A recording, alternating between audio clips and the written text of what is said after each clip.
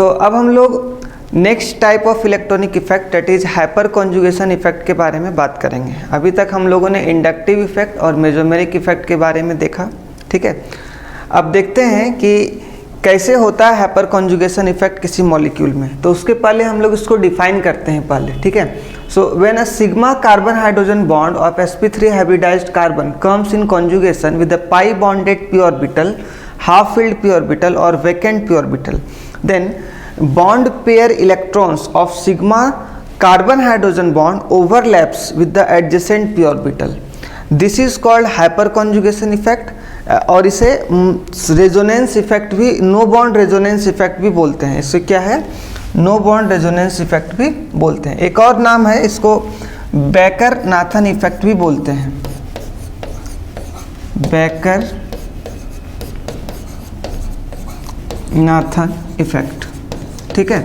तो एक्चुअली ये तीन नाम जो है वो एक ही तरह का इफेक्ट है, hyper conjugation effect, no bond resonance effect और बेकर नाथन इफेक्ट, ठीक है। अब इस डेफिनेशन का क्या मतलब हुआ है ना, हम लोग समझते हैं।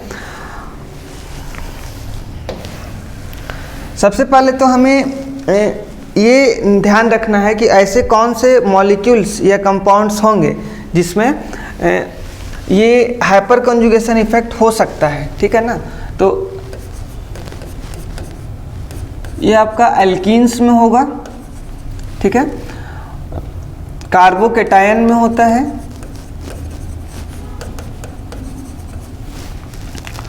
कार्बन फ्री रेडिकल्स में होते हैं,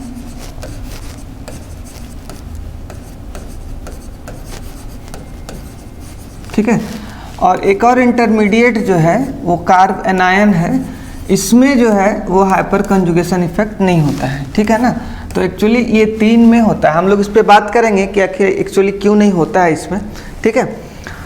ओके, तो इसको पहले हम लोग समझ रहे हैं, है ना। जैसे एग्जाम्पल के लिए अगर हम लोग एल्कीन्स का एग्जाम्पल लेते हैं, है ना, तो पहले आप इसी पे बात करो, hyper conjugation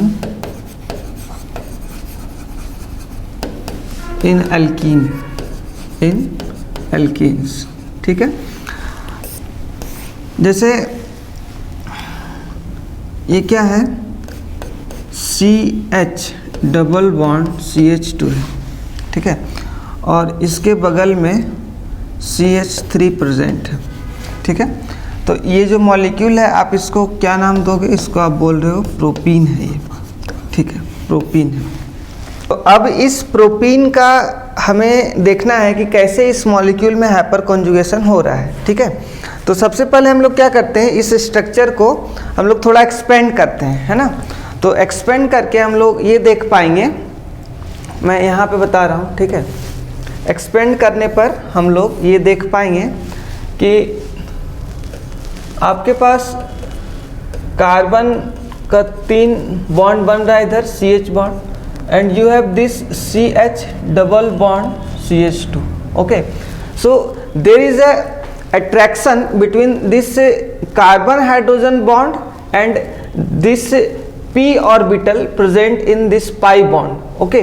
So first of all just represent this carbon as alpha carbon, as alpha carbon.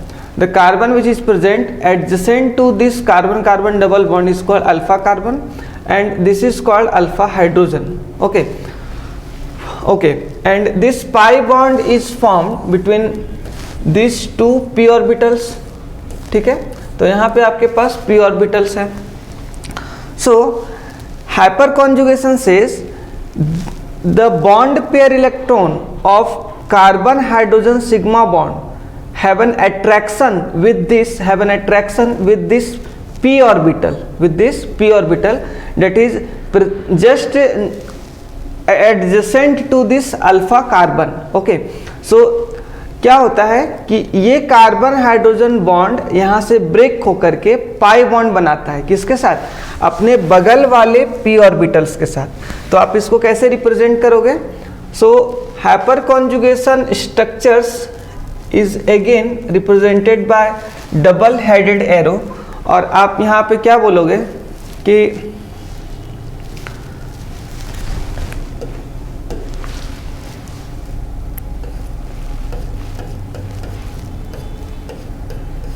2 alpha hydrogen as it is present है, but the bond of 1 alpha hydrogen has broken, है ना। अब यहाँ पे ये डबल बॉन्ड बन गया है and this double bond has been shifted as lone pair to the another carbon atom. So this is one hyper conjugating structure for the given alkene, है ना. आप इन तीनों अल्फा हाइड्रोजन्स के साथ हाइपर कॉन्जुगेशन स्ट्रक्चर बना सकते हो. कैसे? आप दूसरे H+ के साथ बॉन्ड को ब्रेक करोगे तो उसके साथ क्या है कि आप विदाउट बॉन्ड दिखा सकते हो. Now this is another hyper conjugating structure. You have another structure in which, इसको मैं इधर दिखा रहा हूँ, जैसे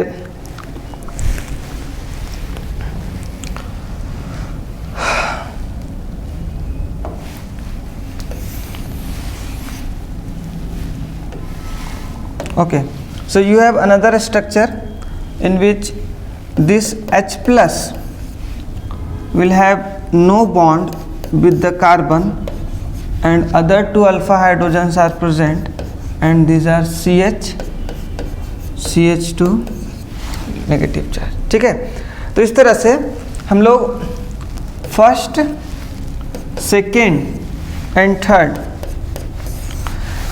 3 हाइपर कॉन्जुगेटिंग स्ट्रक्चर्स जो है वो देख पा रहे हैं. किसके लिए? इस प्रोपीन का स्ट्रक्चर के लिए. ठीक है, कैसे? तो सबसे पहले हमें क्या ध्यान में रखना है कि ये अल्कीन है. ठीक है, और कार्बन कार्बन डबल बॉन्ड के बगल में जो कार्बन है उसको अल्फा कार्बन बोलते हैं और उससे जुड़े हुए हाइड्रोजन्स को अल्फा हाइड्रोजन बोलते हैं. So there will be attraction between this alpha hydrogen and the pi bonded p orbital, है ना. तो इस अट्रैक्शन के कारण यहाँ पे ये भी अट्रैक्शन एक तरह का पाई बॉन्ड ही फॉर्म करेगा. तो ये पाई बॉन्ड को मैंने यहाँ पे दिखा दिया. ये मतलब ये CH बॉन्ड ब्रेक हो गया और ये पाई बॉन्ड यहाँ पे बन चुका है. Now this pi bond has shifted to as a lone pair on the another carbon atom. ठीक है, तो इस तरह से जितने अल्फा हाइड्रोजन्स हैं उतने हाइपर कॉन्जुगेटिंग स्ट्रक्चर्स बनेंगे. ठीक है, यहाँ पे मैंने क्या देखा, 1 2 3 अल्फा हाइड्रोजन है, तो यहाँ पे 3 हाइपर कॉन्जुगेटिंग स्ट्रक्चर बन रहा है ना. And by doing so a molecule become stable, है ना. क्यों?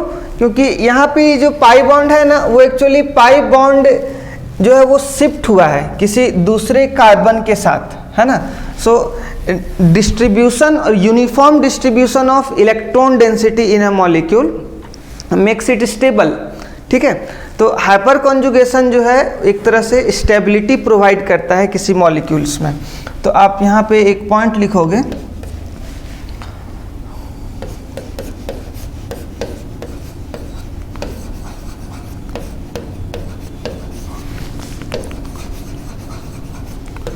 हाइपर कॉन्जुगेशन इफेक्ट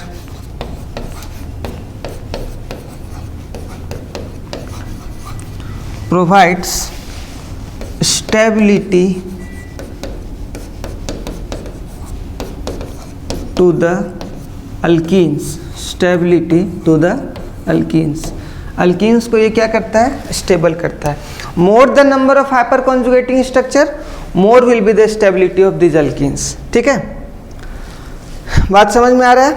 ठीक है, इतना पहले हम लोग नोट करते हैं, आगे देखते हैं.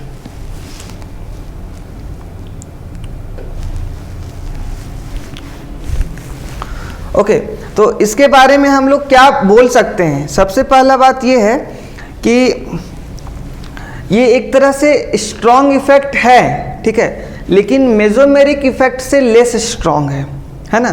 क्यों?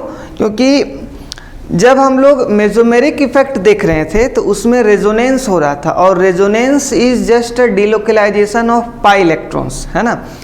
लेकिन यहाँ पे क्या हो रहा है कि एक्चुअली रेजोनेंस तो हो रहा है, we are saying it no bond resonance, but यहाँ पे सिग्मा बॉन्ड ब्रेक हो रहा है, कार्बन और हाइड्रोजन के बीच क्या हो रहा है, सिग्मा बॉन्ड ब्रेक हो रहा है। So in breaking sigma bond we have to provide more energy, है ना। तो जब हम लोग को ज़्यादा एनर्जी देना पड़ता है तो उस because of that reason this effect has less, you can say this effect is less dominating than resonance effect, ठीक है। अब इस बात को जो है आप पहले यहाँ पे लिख लो,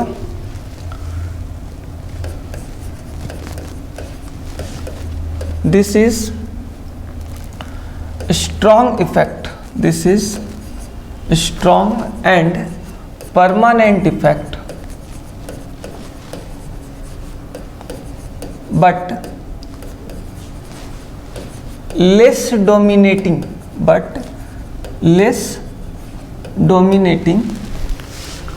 than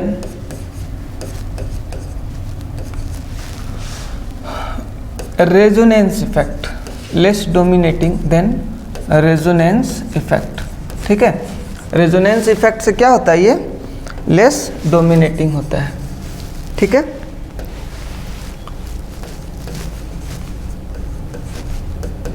Okay, second point is that you have seen here the sigma bond converts to pi bond and the pi bond is converting to lone pair, है ना। तो आप एक बात को लिखो, in alkenes during hyperconjugation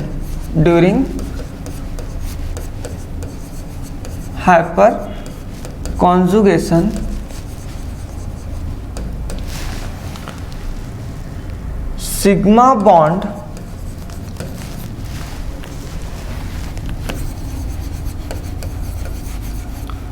converts to pi bond while pi bond converts to lone pair, while pi bond converts to loan pair, ठीक है। और मैंने क्या बोला, जितने ज़्यादा हाइपर कॉन्जुगेटिंग स्ट्रक्चर्स बनेंगे वो अल्कीन उतना ज़्यादा स्टेबल होगा, ठीक है। आप इसको ऐसे लिखो, more the number of alpha hydrogens, more the number of alpha hydrogens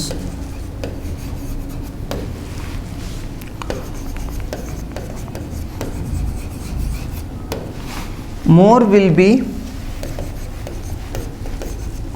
the hyper conjugating structures, more will be the hyper conjugating structures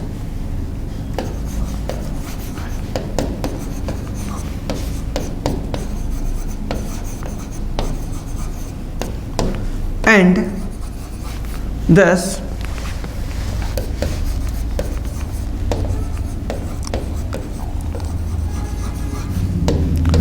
more will be the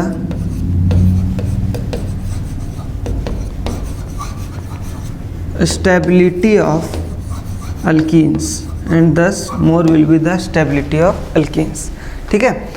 तो ये जो पॉइंट्स हैं ये आपको ध्यान में रखना है ना। कहने का मतलब कि ये रेजोनेंस इफेक्ट से लेस डोमिनेटिंग होता है, पहला बात आपको ध्यान में रखना है। दूसरा बात ये है कि इसमें सिग्मा अगर अल्कीन में हो रहा है ना, एक्चुअली ये हाइपर कॉन्जुगेशन अल्कीन में भी हो सकता है, कार्बोकेटायन और कार्बन फ्री रेडिकल। अगर अल्कीन में हो रहा है तो उसमें जो सिग्मा बॉन्ड है ना, वो कन्वर्ट होता है पाई बॉन्ड में और पाई बॉन्ड जो है वो कन्वर्ट होता है लोन पेयर में, ठीक है। उसके बाद एक बात और कि हाइपर कॉन्जुगेशन जो है ये क्या कर रहा है कि अल्कीन्स को स्टेबलाइज कर रहा है। तो जितने ज़्यादा number of hyper conjugating structures होंगे उतना स्टेबल अल्कीन होगा। और number of hyper conjugating structures alpha hydrogen पे डिपेंड कर रहा है, ठीक है ना। ओके, जैसे अगर हम लोग बोले कि ये आपका CH3 है, ठीक है, CH double bond CH CH3, ठीक है। So you have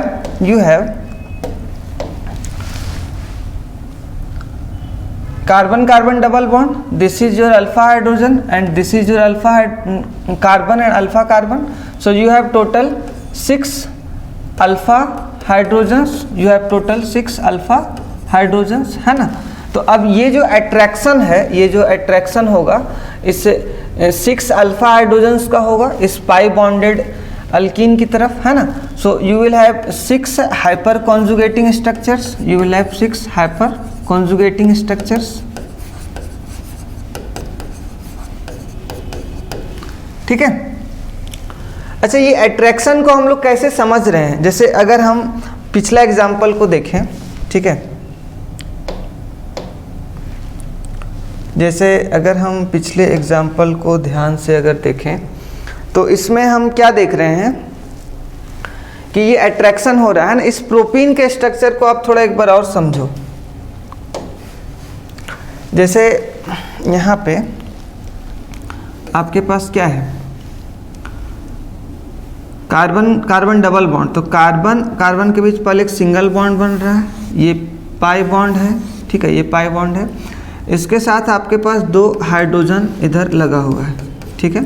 okay, now you have carbon and this is sp3 hybridised carbon, so 3 hybrid orbitals, है ना। इसके जो 3 हाइब्रिड ऑर्बिटल्स हैं वो आप देख पा रहे हो कुछ इस तरह से है, ठीक है। And there are 3 hydrogen atoms also present with this carbon, इस तरह से, ठीक है। So what I mean with the attraction, है ना। तो एक्चुअली यहाँ पे क्या है कि ये sp3 हाइब्रिडाइज्ड ऑर्बिटल है, ठीक है, और ये हाइड्रोजन एटम है जिसका s ऑर्बिटल है, ठीक है। इसके बीच में एक बॉन्ड फॉर्म हुआ है सिग्मा बॉन्ड, और उसमें 2 इलेक्ट्रॉन है उस बॉन्ड पेयर में। तो एक्चुअली इन इलेक्ट्रॉन्स का अट्रैक्शन इसके एडजेसेंट वाले p ऑर्बिटल के साथ हो जाता है ना। इन इलेक्ट्रॉन्स का अट्रैक्शन एडजेसेंट वाले p ऑर्बिटल्स के साथ हो जाते हैं, और इसी रीजन से यहाँ पे एक्चुअली ये क्या है, पाई बॉन्ड बना हुआ है, ठीक है। और इसी रीजन से क्या होता है कि ये CH बॉन्ड जो है ना वो ब्रेक कर जाता है, और फिर ये पाई बॉन्ड एक्चुअली यहाँ पे फॉर्म हो जाता है, बिकॉज अट्रैक्शन हो रहा है, अट्रैक्शन ही पाई बॉन्ड होता है, या फिर पाई बॉन्ड ही अट्रैक्शन होता है। यहाँ पे हम क्या देख रहे हैं कि ये दोनों p ऑर्बिटल के बीच एक पाई बॉन्ड बना हुआ है, तो ये क्या है, एक तरह से अट्रैक्शन हो रहा है इन दोनों के बीच में, साइड वाइज ओवरलैपिंग। तो यहाँ भी क्या होगा कि sp3 hybrid orbital of this carbon and p orbital of this carbon, adjacent carbon you can से, will have a pi bond between them, है ना। तो इसी को बोलते हैं हाइपर कॉन्जुगेशन। और ये जो बात है वो इस स्ट्रक्चर में, यानी कि आप ब्यूट2इन में देख रहे हो, ब्यूट2इन में देख रहे हो, तो इसमें कितने हाइड्रोजन्स के साथ अट्रैक्शन हो सकता है, यानी कितने CH बॉन्ड्स के साथ हो सकते हैं। तो इधर तो 3 CH बॉन्ड है, उधर भी क्या होगा, इधर आपके पास 3 CH बॉन्ड है, इधर यहाँ पे भी कितना है, 3 CH बॉन्ड, ठीक है। So you will have 6 alpha hydrogens and 6 hyper conjugating structure. Okay, if you have, ये तो मैं बस एग्जाम्पल दे रहा हूँ, ठीक है ना, ये आपका एग्जाम्पल है जिसमें से ये प्रोपीन से रिलेटेड बात है, ये क्या है, ये प्रोपीन से रिलेटेड बात है, ठीक है। Okay, now you can have another structure like CH3 CH3 double bond CH3, ठीक है। You can also have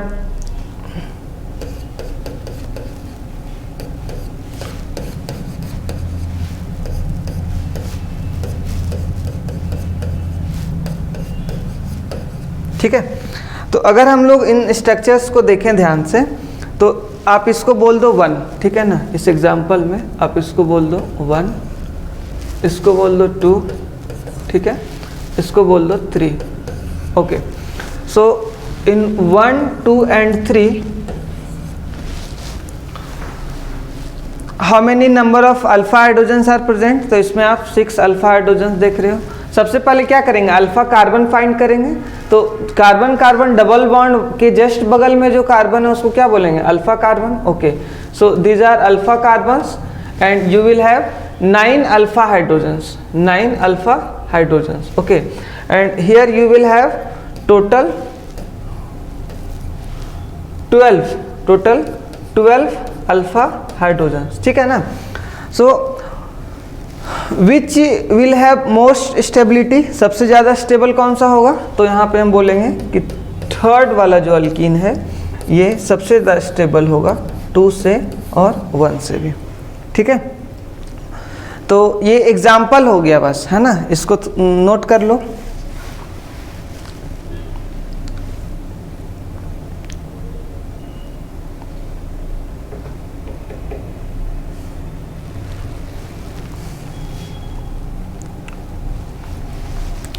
now अब हम लोग समझते हैं कि कार्बोकेटायन में कैसे होता है ना.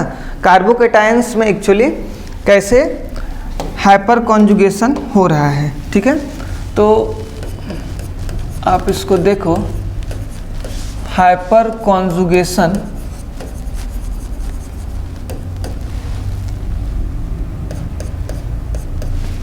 इन कार्बोकेटायन. ओके, कार्बोकेटायन में हाइपर कॉन्जुगेशन कैसे होगा. ठीक है, जैसे एक एग्जांपल लेते हैं. Suppose CH2 positive charge, okay, and you have CH3 adjacent to it. ठीक है, ओके, तो आप इस स्ट्रक्चर को थोड़ा एक्सपेंड करो तो आप ये देखोगे कि कार्बन के साथ क्या है, 2 हाइड्रोजन है. इसके पास एक वैकेंट पी ऑर्बिटल है इस कार्बन के पास, and you have another carbon and 3 hybrid orbital, and with these 3 hybrid orbitals, sp3 hybrid orbitals, you have hydrogens attached to it, you have hydrogens attached to it. ठीक है, तो क्या होता है, यहाँ पे पॉजिटिव चार्ज है. ठीक है, ये जो CH बॉन्ड है, ठीक है ना, ये जो CH बॉन्ड है इसमें जो 2 इलेक्ट्रॉन प्रेजेंट है, बॉन्ड पेयर ऑफ इलेक्ट्रॉन, उसका अट्रैक्शन किधर होगा, इस तरफ. उसका अट्रैक्शन एडजेसेंट वाले पी ऑर्बिटल्स के साथ हो सकते हैं. अब मैं यहाँ पे बोला कि ये जो पी ऑर्बिटल है ये हो सकता है कि पाई बॉन्ड का पी ऑर्बिटल हो सकता है ये वैकेंट हो. तो कार्बोकेटायन के केस में ये पी ऑर्बिटल क्या है, वैकेंट है. अल्कीन्स के केस में क्या था, तो ये पाई बॉन्डेड पी ऑर्बिटल था. ठीक है, अब अगर मैं फ्री रेडिकल्स की बात करूंगी तो वहाँ पे हाफ फील्ड होगा. तो that's why I am saying कि hyperconjugation can be possible in free radicals, carbocation and in alkenes, क्योंकि ये जो अट्रैक्शन है CH बॉन्डेड पेयर इलेक्ट्रॉन का, उसका बगल वाले पी ऑर्बिटल्स के साथ जो है वो हो सकता है कि वैकेंट हो या फिर हाफ फील्ड हो या फिर पाई बॉन्डेड वाला, उन तीनों के साथ हो सकता है. ठीक है, ओके, तो अगर ये ऐसा हुआ, अट्रैक्शन इधर गया, तो इसके लिए क्या हाइपर कॉन्जुगेटिंग स्ट्रक्चर बनेगा. तो आप किस तरह से बनाओगे, तो बोलोगे, इसको आप पहले दिखाओ यहाँ पे, 1 मिनट. जैसे ये आपके पास क्या है, CH2 पॉजिटिव चार्ज है. ठीक है, और इधर कार्बन हाइड्रोजन बॉन्ड दिख रहा है ना. So this is your alpha carbon and this is your alpha hydrogen. So there will be a pi bond between this 2 carbons by breaking this CH bond, है ना. So you can have CH2 double bond CH H and H plus, ठीक है। तो ये जो H plus है ये आपका यहाँ पे प्रेजेंट है और इसका किसी भी एटम के साथ बॉन्ड नहीं बन रहा है, दैट इज नो बॉन्ड। तो एक्चुअली ये नो बॉन्ड प्रेजेंट होता है, मतलब कोई भी बॉन्ड प्रेजेंट नहीं होता इस H प्लस का एट अ सर्टेन इंस्टेंट, है ना। इसीलिए इस तरह के इफेक्ट को जो है ना वो नो बॉन्ड रेजोनेंस इफेक्ट भी बोलते हैं, ठीक है ना। तो हमने यहाँ क्या देखा कि ये जो CH बॉन्ड है इसका जो बॉन्ड है सिग्मा बॉन्ड वो ब्रेक हुआ और वो पाई बॉन्ड बन गया। एंड यहाँ पे आप सिर्फ इतना बोलोगे कि in carbocations sigma bond converts to pi bond, और कुछ नहीं हो रहा है। During hyperconjugation sigma bond converts to pi bond. Alkene में क्या हो रहा था, sigma bond converts to pi bond and the pi bond of the alkene converts to lone pair, ठीक है। तो आप यहाँ पे एक स्ट्रक्चर बनाए हो कार्बोकेटायन के लिए, दूसरा क्या बन सकता है, तो किसी दूसरे हाइड्रोजन के साथ, किसी तीसरे हाइड्रोजन के साथ, है ना। तो दो और स्ट्रक्चर हम लोग यहाँ बना सकते हैं। कैसे, देखो CH2 double bond CH2, suppose you have this H plus ion, okay. Now there can be another structure, इसमें आपका CH2 बन जाएगा, ठीक है, डबल बॉन्ड CH2 बन जाएगा, ठीक है, और इधर ये H प्लस क्या होगा, अपने पोजीशन पे होगा, ठीक है। तो इस तरह से हम तीन स्ट्रक्चर जो है वो बनाए हैं, हाइपर कॉन्जुगेटिंग स्ट्रक्चर, आप इसको देख सकते हो, ठीक है।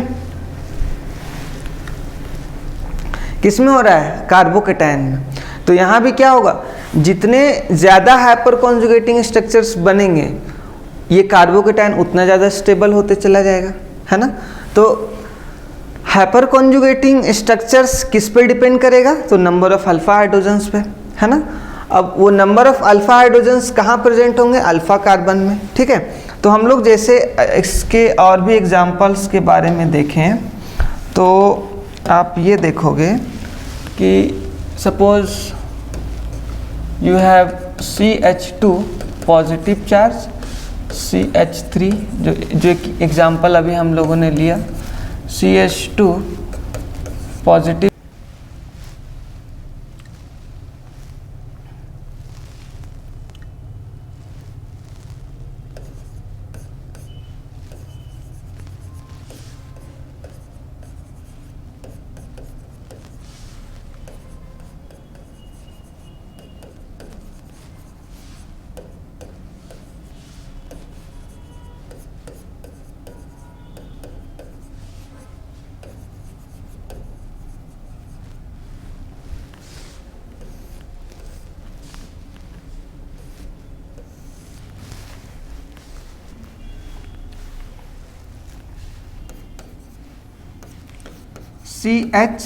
CH3 हो सकता है ना। इसके बाद क्या हो सकता है, C के ऊपर पॉजिटिव चार्ज है और इसके साथ 3 CH3 जुड़ा हुआ है, ठीक है, ये हो सकता है। So if you are saying this is your structure 1, this is 2 and this is 3, है ना। So which carbocation will be most stable, है ना। तो स्टेबिलिटी यहाँ पे number of alpha hydrogen decide कर रहा है। So you have 3 alpha hydrogen, 6 alpha hydrogen, और इसमें कितने अल्फा हाइड्रोजन्स हैं, तो 9 अल्फा हाइड्रोजन, है ना। So 3 will be most stable, then 2 and then 1, ठीक है।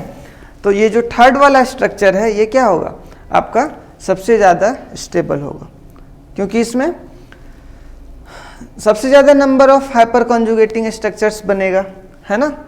ओके, तो ये बात हो गया कार्बोकेटायन का, ठीक है। और ये ऑर्डर एक्चुअली आप किसका देख रहे हो, ये स्टेबिलिटी का ऑर्डर है ना। इसको यहाँ पे लिख लो, ये स्टेबिलिटी ऑर्डर है,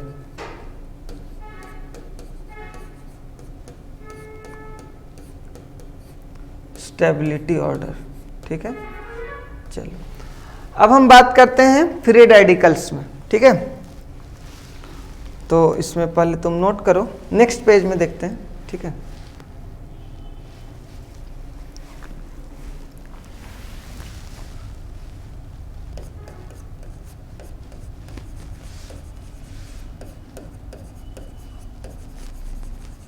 हाइपर कॉन्जुगेशन इन फ्री रेडिकल्स, हाइपर कॉन्जुगेशन इन फ्री रेडिकल्स, ठीक है। Okay, so suppose you have CH3 CH2 dot, okay, so this is your carbon free radical and the adjacent carbon will be called as alpha carbon and the hydrogen present in it is alpha hydrogen। तो आपका यहाँ पे जो structure दिखेगा ये कैसा दिखेगा, तो ये CH2 है, ठीक है, इसके ऊपर एक फ्री रेडिकल है, यहाँ पे आप देख रहे हो कि ये कार्बन है ना, और ये कार्बन जो है वो 3 हाइब्रिड ऑर्बिटल्स बना रहा है,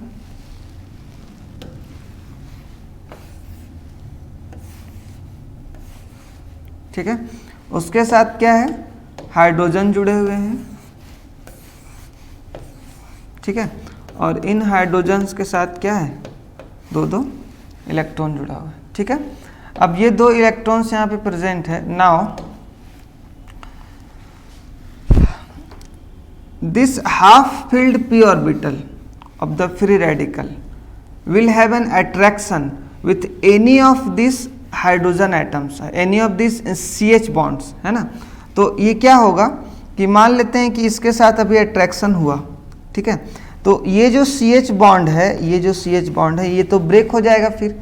अब जब ये CH बॉन्ड ब्रेक होगा तो कैसा दिखेगा या फिर क्या इसका रेजोनेटिंग स्ट्रक्चर बनेगा, तो मैं इधर बता रहा हूँ कि ये CH3 है, ठीक है, इसको आप ऐसे दिखाओ कि ये कार्बन हाइड्रोजन बॉन्ड जो है ये दिख रहा है, इधर क्या है CH2 है, इसके ऊपर डॉट है, ठीक है। जब आप इसका हाइपर कॉन्जुगेटिंग स्ट्रक्चर बनाओगे तो क्या होगा, there will be a partial shifting of this bond, है ना। तो यहाँ पे हम लोग हाफ कर्ली एरो दिखाएंगे और पिछले स्ट्रक्चर्स में आपका यहाँ पे H प्लस बच रहा था, यहाँ पे H डॉट बचेगा, क्योंकि इस वाले CH बॉन्ड में होमोलिटिक फिजन होगा, है ना, क्योंकि इधर बगल में फ्री रेडिकल है, तो ये फ्री रेडिकल्स के साथ इसका पाई बॉन्ड बनेगा, तो हमें बगल वाले कार्बन पे भी जो है, इस वाले कार्बन पे भी फ्री रेडिकल्स जनरेट करना पड़ेगा, ठीक है। तो इसमें क्या होगा, होमोलिटिक फिजन होगा, और ये होमोलिटिक फिजन होने के बाद आपका H डॉट यहाँ बच जा रहा है और C डॉट बन गया। Now there will be pi bond between this carbon atom and adjacent carbon atom. This is one hyperconjugating structure. There can be another like ये H आपका जो है दोनों प्रेजेंट है, इधर H डॉट के साथ क्या हो गया, इसका बॉन्ड ब्रेक हो चुका है। There can be another hyperconjugating structure like यहाँ पे इस H डॉट के साथ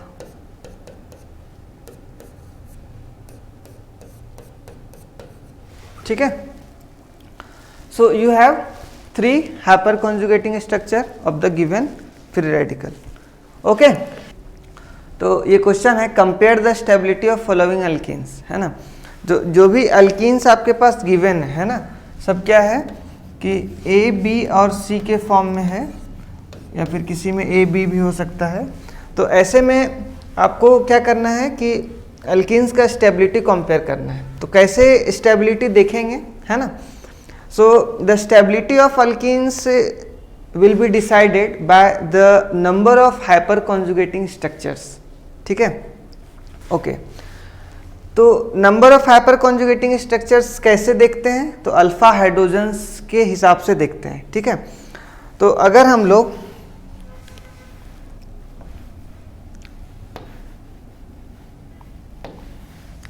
ये फर्स्ट स्ट्रक्चर को देखें, ठीक है ना, फर्स्ट वाले क्वेश्चन में ए स्ट्रक्चर को अगर हम लोग देखें तो क्या देख पा रहे हैं कि ये कार्बन कार्बन डबल बॉन्ड है, ठीक है, और इस वाले कार्बन कार्बन डबल बॉन्ड के बगल में जो कार्बन प्रेजेंट है उसको अल्फा कार्बन बोलेंगे, और उसके साथ जो हाइड्रोजन होगा तो अल्फा हाइड्रोजन।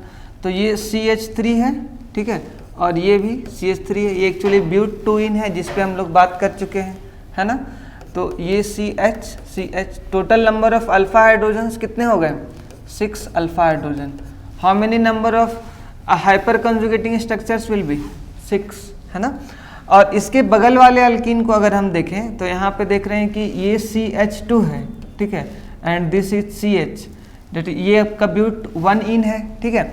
इसके बगल में 2 हाइड्रोजन इधर प्रेजेंट है। कितना हाइड्रोजन प्रेजेंट है? 2 हाइड्रोजन। तो अल्फा कार्बन यही है, अल्फा हाइड्रोजन तो है, तो इसमें 2 अल्फा हाइड्रोजन प्रेजेंट है। So which will be more stable? तो bute 2 ene is more stable than bute 1 ene, ठीक है। तो यहाँ पे ए का स्टेबिलिटी क्या होगा? बी से ज़्यादा होगा, ठीक है। सेकेंड क्वेश्चन में यहाँ पे जैसे क्या है कि आपके पास कुछ अल्कीन्स दिए गए हैं, फिर से हम अल्फा हाइड्रोजन काउंट करेंगे। सो कितने अल्फा हाइड्रोजन्स हो जाएंगे? यहाँ पे आपको 2 दिखेगा, इधर 3, और फिर इधर कितने दिखेंगे? 2। तो 3, 2, 5 और 2, इसमें 7 अल्फा हाइड्रोजन हो गया, ठीक है। इसमें कितना हो गया? तो 2 इधर, 2 इधर, total 4 alpha hydrogen, 4 alpha hydrogen, ठीक है। In this structure you have 2 and 2, 4 alpha hydrogen, है ना। तो 4 alpha hydrogen. So if these 2 structures have 4 and 4 alpha hydrogen then stability will be same। तो सबसे ज़्यादा स्टेबिलिटी ए का होगा और फिर बी और सी का क्या होगा? बराबर होगा, ठीक है। So this is the stability order, okay. Now in the third question you have 3 alkenes, है ना। Counting the number of alpha hydrogen you will get 3, 3, यहाँ पे आपके पास कितना मिल जाएगा? 1, 2, 3, 4, यानी 2 and 2 कितने हो गए? 6 और 10। इसमें आपको 10 अल्फा हाइड्रोजन दिख गया। इसमें कितना दिख रहा है? तो यू विल हैव 1 and 2, 3। इसमें आपको कितना दिख रहा है? 3 अल्फा हाइड्रोजन दिख रहा है, ठीक है। Now in this question you have 2, 1, 2 इधर है, 1 इधर है, और कहीं पे है, इधर भी 2 है, ठीक है ना। तो इस तरह 2, 2 और 1, इसमें 5 अल्फा हाइड्रोजन दिख रहे हैं, ठीक है। कितने? 5 alpha hydrogen. So what will be the stability? 10, 5 and 3, है ना। मतलब A and then C and then B। So this is the stability order, okay। Now in the fourth question you have alkenes A, B, C। इसमें आप क्या देख रहे हो कि A, B और C तीनों स्ट्रक्चर में जो डबल बॉन्ड है ना वो चेंज कर जा रहा है। मतलब A में एक ही डबल बॉन्ड है, एक पाई बॉन्ड है, B में क्या है? 2 पाई बॉन्ड है, ठीक है, और C में भी 2 पाई बॉन्ड है, ठीक है। तो अगर हमें number of hyper conjugating structures देखना हो तो हम लोग देख सकते हैं कि इस वाले अल्कीन के साथ भी यहाँ पे क्या है कि हाइपर कॉन्जुगेटिंग स्ट्रक्चर बन सकता है, ठीक है, और बगल वाले अल्कीन के साथ भी हाइपर कॉन्जुगेटिंग स्ट्रक्चर बन सकता है। So you have ultimately 4 alpha hydrogen only, you have 4 alpha hydrogen, but the number of pi bond is more, है ना। तो हाइपर कॉन्जुगेटिंग स्ट्रक्चर्स हम लोग तब देखेंगे ना जब नंबर ऑफ पाई बॉन्ड जो है वो सेम हो, ठीक है ना। जैसे कि इन सारे स्ट्रक्चर्स में पाई बॉन्ड जो है वो सेम था, ठीक है।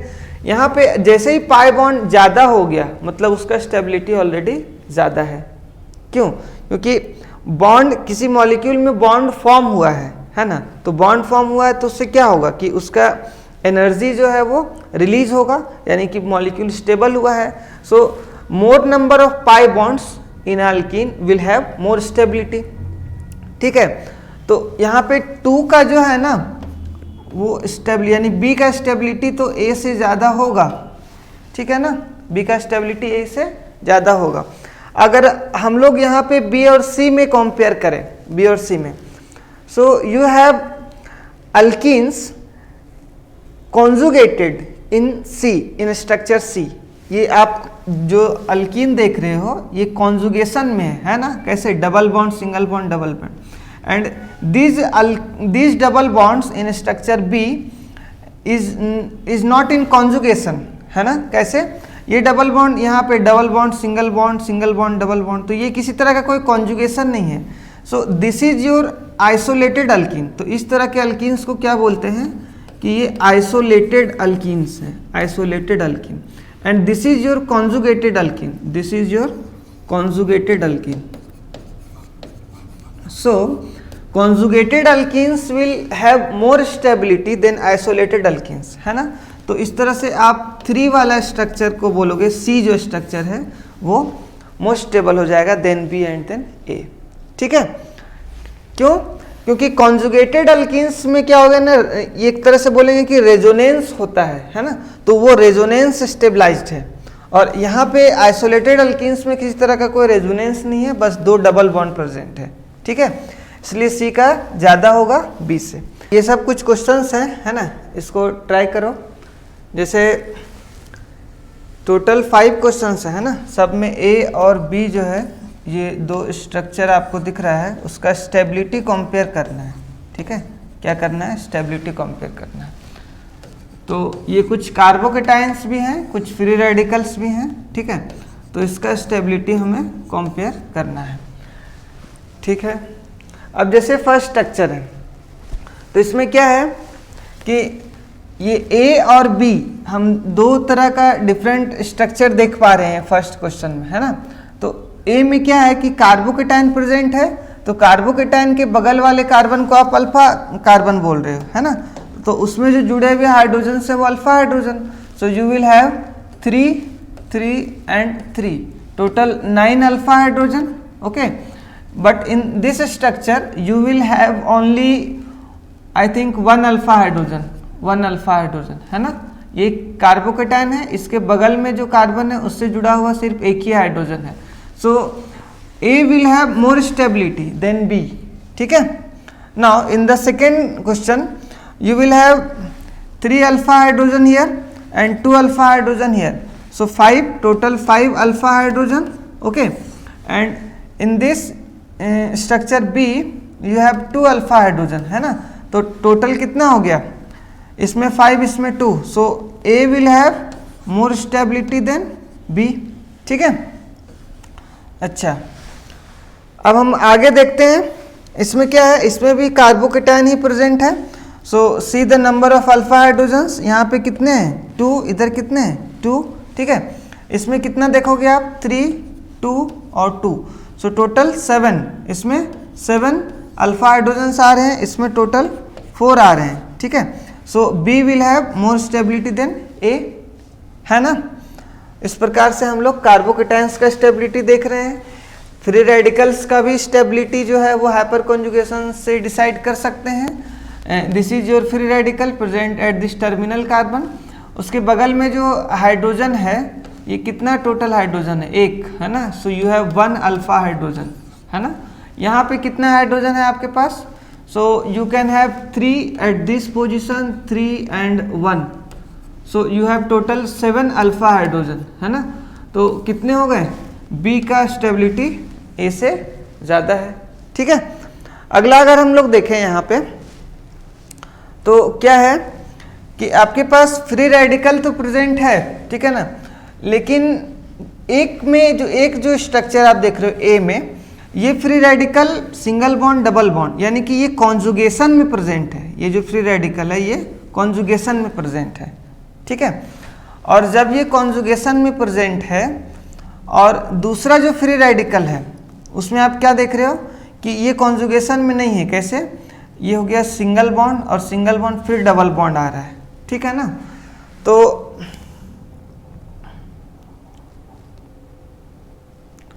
इसका स्टेबिलिटी आप कैसे डिसाइड करोगे, so the conjugated free radicals, conjugated free radicals will be more stable then non conjugated. तो इस तरह से ए का जो स्टेबिलिटी है वो क्या हो जाएगा, बी से ज़्यादा हो जाएगा। ठीक है, okay, so this is your conjugated and this is non-conjugated.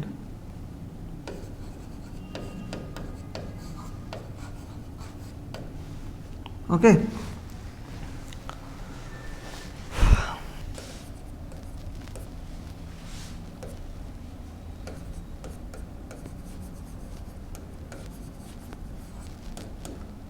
Hydrogenation क्या होता है? ठीक है, हाइड्रोजनेशन एक केमिकल रिएक्शन है, ठीक है, जिसमें अनसेचुरेटेड कंपाउंड्स को सेचुरेटेड कंपाउंड में कन्वर्ट किया जाता है। ठीक है, इसमें अल्कीन या अल्काइन का रिएक्शन हाइड्रोजन गैस के साथ करते हैं ट्रांजिशन मेटल्स के प्रेजेंस में, जो कि कैटलिस्ट की तरह काम करता है। ठीक है, तो इससे क्या होता है कि वो जो अल्कीन या अल्काइन है वो अल्केन में कन्वर्ट हो जाता है। So this is a method for the preparation of alkenes also. ठीक है, तो इसको डिफाइन करते हैं पहले। अल्कीन्स ऑन रिएक्शन, हम लोग अल्कीन के बारे में अभी देख रहे हैं मेनली, इसके बारे में और डिटेल में हम लोग अल्काइन के बारे में भी पढ़ेंगे हाइड्रोकार्बन्स में, है ना।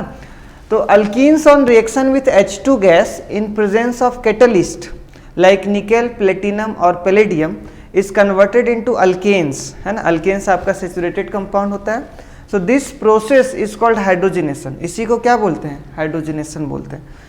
मैं बोलना ये चाह रहा हूँ कि अगर आपके पास कोई कार्बन कार्बन डबल बॉन्ड है, ठीक है, तो इस कार्बन कार्बन डबल बॉन्ड में अगर आप H2 ऐड करोगे, ठीक है, इन प्रेजेंस ऑफ ए कैटलिस्ट में बी निकेल और प्लेटिनम, ठीक है, तो क्या होगा कि ये जो पाई बॉन्ड है ना आपका, ये पाई बॉन्ड ये ब्रेक कर जाएगा and there will be 2 sigma bond, CH bond जो है सिग्मा CH बॉन्ड ये फॉर्म होगा। ठीक है, तो ये जो प्रोसेस है इसी को बोल रहे हैं क्या? हाइड्रोजनेशन। अल्कीन था ये, है ना, अल्कीन था, और अब ये क्या बन गया है? ये बन गया है अल्केन बन गया है। ठीक है, so this is called hydrogenation. Okay, ठीक है, तो अब यहाँ पे हम ये बात देखेंगे कि ये प्रोसेस जो है वो एंडोथर्मिक होगा या एक्सोथर्मिक। अल्कीन्स के पास पाई बॉन्ड है ना, और जब अल्केन फॉर्म हुआ है तो यहाँ पे क्या है कि इसमें 2 सिग्मा बॉन्ड बना है। तो जब एक पाई बॉन्ड ब्रेक होकर के 2 सिग्मा बॉन्ड बन रहा है, सो यू कैन से कि less stronger bond is breaking and more stronger bond is forming. समझ में आया बात? मतलब कि पाई बॉन्ड जो होता है वो वीक होता है, वो पाई बॉन्ड जो है वो वीक है, तो उसको ब्रेक करने में भी जो है ना वो हमें कम एनर्जी लगेगा।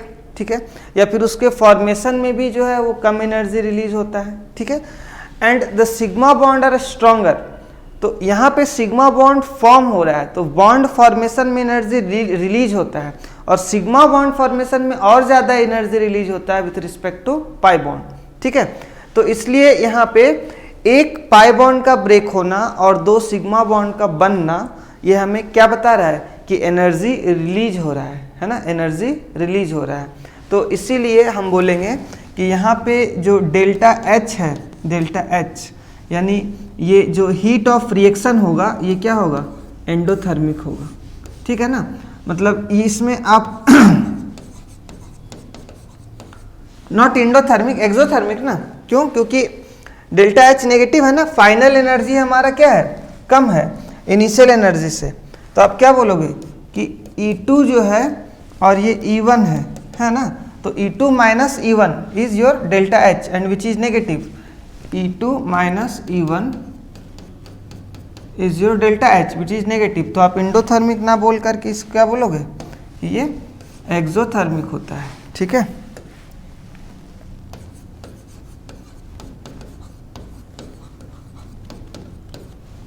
ठीक है, तो ये जो प्रोसेस है ये एक्सोथर्मिक प्रोसेस है और समझ में आ रहा है। ठीक है ना, ओके, आगे बढ़ते हैं।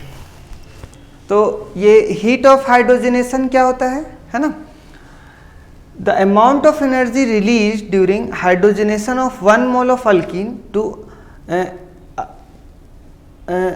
when 1 mole of alkene converts to alkanes, ठीक है ना, the amount of energy released during hydrogenation of 1 mole of alkenes to alkanes is called heat of hydrogenation, ठीक है। तो ये heat of hydrogenation जो है, जैसे यहाँ पे ये इथीन है, एक एग्जांपल ले रहे हैं, सपोज ये इथीन है, इथीन का हम हाइड्रोजनेशन कर रहे हैं, क्या बन रहा है, इथेन बन रहा है। तो this is your delta H, this is your delta H, that is the heat of reaction, heat of this reaction, जिसको इंथैल्पी ऑफ रिएक्शन बोलते हैं, ठीक है ना। तो 1 मोल इथीन का कन्वर्जन कर रहे हैं, उसमें जो एनर्जी रिलीज हो रहा है ना, उसको बोलते हैं हीट ऑफ हाइड्रोजनेशन, ठीक है। अच्छा, अब हम लोग कुछ और एग्जाम्पल से इसको समझते हैं। जैसे मान लेते हैं कि हमारे पास 2 अल्कीन है, ठीक है, सपोज ये एक अल्कीन है, ठीक है, you have another alkyne, this one, ठीक है। So after hydrogenation you are going to have same alkane, you are going to have same alkane, ठीक है ना। यहाँ भी एक अल्केन मिला, इधर भी एक अल्केन मिला, ठीक है, ओके। तो अगर मान लो कि फर्स्ट वाले प्रोसेस के लिए जो heat of hydrogenation is your delta H A, and for the second process the heat of hydrogenation is delta Hb. So which one will be greater? Actually में डेल्टा एच ए और delta H B ये दोनों क्या है, negative है, negative है, negative है, मतलब हमें बता रहा है कि ये एक्सोथर्मिक प्रोसेस है। लेकिन अगर हम मैग्नीट्यूड ऑफ हीट का बात करें कि किसमें ज़्यादा एनर्जी रिलीज होगा, कहने का मतलब कि अगर हम डेल्टा एच ए का मैग्नीट्यूड का बात करें, ठीक है, और डेल्टा एच बी का मैग्नीट्यूड की बात करें, सो कौन से प्रोसेस में, अगर if you are saying this is your A and this is process B, है ना, so in which process delta H will be more, है ना। तो आप कैसे पता करोगे, ये आपका अल्कीन है ना, so which alkene is more stable, alkene A और बी, है ना। तो बोलेंगे कि अल्कीन ए जो है ये हमारा मोर स्टेबल है ना, ये आपका मोर स्टेबल है, ठीक है। तो मोर स्टेबल है तो इसके पास ऑलरेडी एनर्जी क्या है, कम है, ठीक है। तो जब ये हाइड्रोजनेशन कर रहा है तो कुछ और एनर्जी रिलीज कर रहा है, ठीक है। तो जिसके पास ऑलरेडी कम एनर्जी है वो जो एनर्जी रिलीज करेगा वो तो ज़्यादा एनर्जी रिलीज नहीं कर पाएगा। जिसके पास ज़्यादा एनर्जी होगा, जो लेस स्टेबल होगा, वो ना ज़्यादा एनर्जी रिलीज करेगा। समझ में आ रही बात। So less stable alkenes will have high heat of hydrogenation, है ना, उसका जो वैल्यू होगा वो हाई होगा, जिससे delta H B will be greater than delta H A. समझ में आ रही बात। मतलब कि आप अगर हीट ऑफ हाइड्रोजनेशन का बात करोगे, ठीक है, तो ऐसे में ये इन्वर्सली रिलेटेड होगा, इन्वर्सली रिलेटेड होगा किसके साथ, स्टेबिलिटी के साथ। क्यों? क्योंकि जो अल्कीन्स ज़्यादा स्टेबल होंगे, जो अल्कीन्स ज़्यादा स्टेबल होंगे, that will release less energy, है ना, and those alkenes which are less stable will release more energy, क्योंकि एनर्जी ऑफ प्रोडक्ट जो है ना वो यहाँ पे सेम है ना। मतलब दोनों केस में आपका अल्केन जो बन रहा है वो सेम बन रहा है। अगर इस तरह का केस हो तब, है ना, अगर अल्केन से अलग बन रहा हो, अल्केन से अलग बन रहा हो, number of carbon atoms different हो, then it will depend on number of carbon atom. मतलब हीट ऑफ हाइड्रोजनेशन आपका नंबर ऑफ कार्बन आइटम्स पे भी डिपेंड करेगा कि वो नंबर ऑफ कार्बन आइटम्स कितना ज़्यादा है, ठीक है ना। तो नंबर ऑफ कार्बन आइटम्स अगर ज़्यादा होगा तो वो आपका हीट ऑफ हाइड्रोजनेशन तो ज़्यादा होगा ही, ठीक है ना। ओके, तो इस हिसाब से ये इसको तुम पहले नोट कर लो।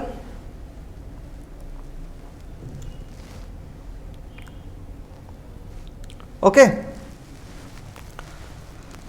Now I am talking about heat of combustion, है ना। या फिर कंबसन प्रोसेस क्या होता है, ठीक है। उसके बाद हम हीट ऑफ कंबसन के बारे में बात करते हैं। तो हम अगर कंबसन की बात करें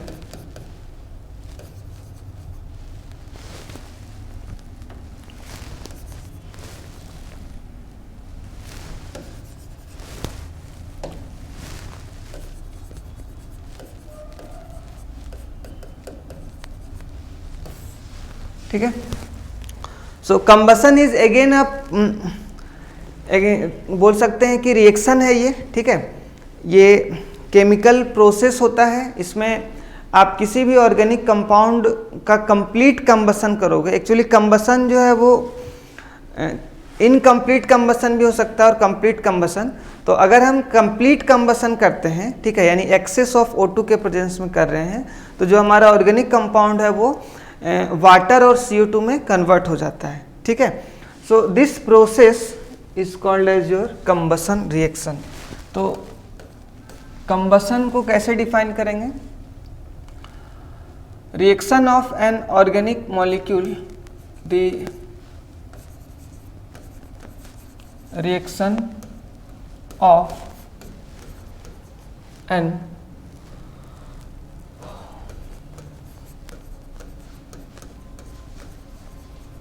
organic compound with excess of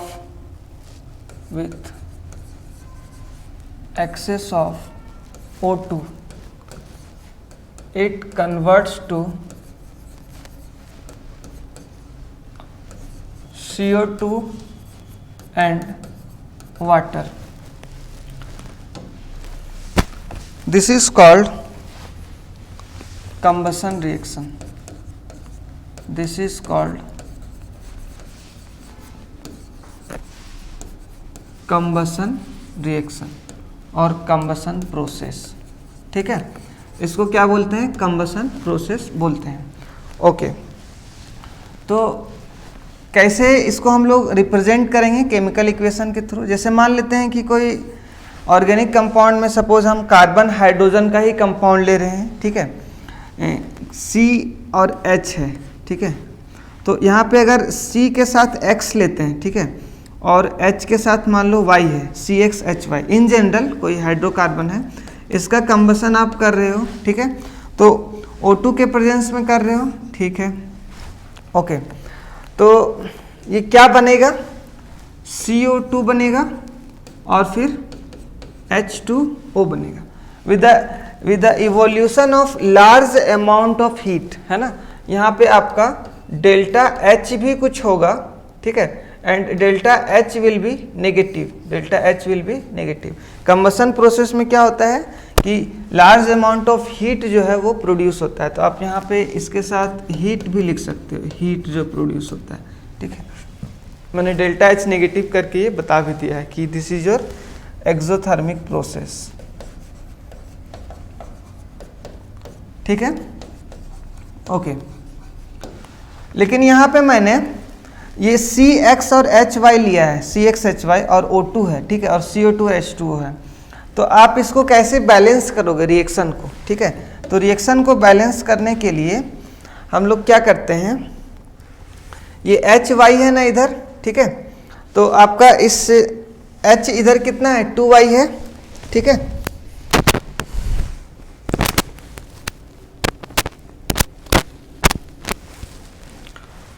reaction को हम लोग बैलेंस करेंगे। कैसे बैलेंस करेंगे? तो हाइड्रोजन इधर Y है, इधर हाइड्रोजन कितना है? 2 है, ठीक है। तो आप राइट साइड में हाइड्रोजन को Y करने के लिए क्या करोगे? तो यहाँ पे Y/2 से आप मल्टीप्लाई करोगे, Y/2 से मल्टीप्लाई करोगे। हाइड्रोजन कितना हो गया? Y हो गया दोनों तरफ, ठीक है। Now you have X carbon atom in the left side, so you will multiply it with X carbon atom हो गया। नाउ Y/2O प्लस 2XO, है ना। ऑक्सीजन राइट साइड में कितने हैं? तो 2X है, ठीक है, प्लस Y/2 ऑक्सीजन है ना। 2x ऑक्सीजन यहाँ पे, इधर y/2 है, और तो लेफ्ट साइड में कितने हैं, O2 है, तो आपका इधर कितना आ जाएगा, डिवाइडेड बाय 2, है ना। So you will have x plus y/4 oxygen, x plus y/4 oxygen. ठीक है, इसको मैं बैलेंस करके एक बार और लिख रहा हूँ यहाँ पे, देखो कैसे होगा। तो CxHy plus x plus y/4 O2, ठीक है, and this will give you XCO2 plus y/2 H2O.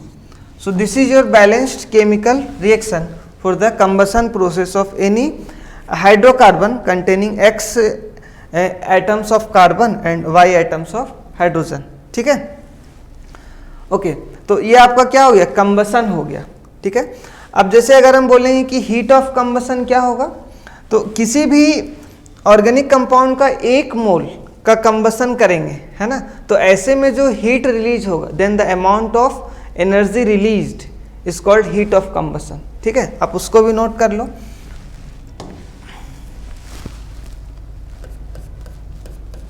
क्या बोल रहे हैं, heat of combustion, heat of combustion, the amount of energy released, the amount of energy released on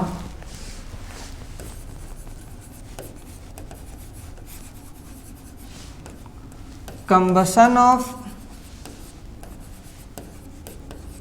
1 mole of organic compound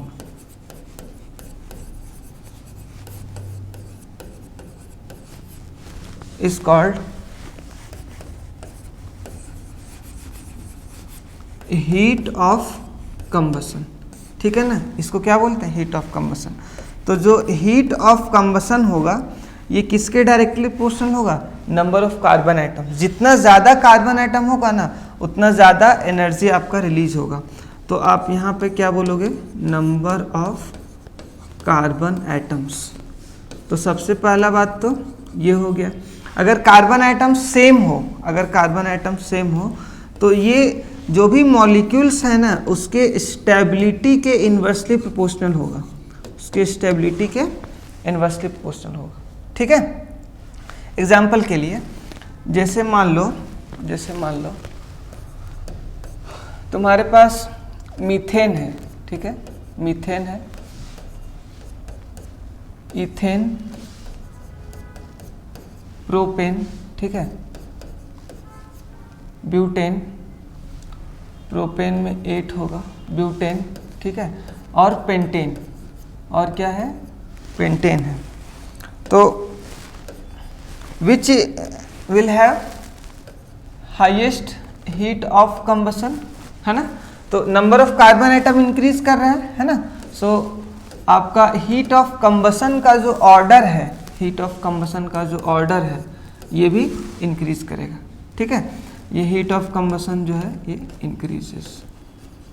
ठीक है, जैसे एक और एग्जांपल मान लेते हैं कि ये सिंपल चेन था, है ना, स्ट्रेट चेन, अगर रिंग में हो प्रेजेंट, तो रिंग में प्रेजेंट हो तो भी क्या होगा, जैसे ये साइक्लोप्रोपेन है, साइक्लोब्यूटेन है, ठीक है, साइक्लोपेंटेन अगर आ जाता हो या फिर साइक्लोहेक्सेन हो, ठीक है, तो how will you arrange them. तो साइक्लोहेक्सेन का जो होगा वो आपका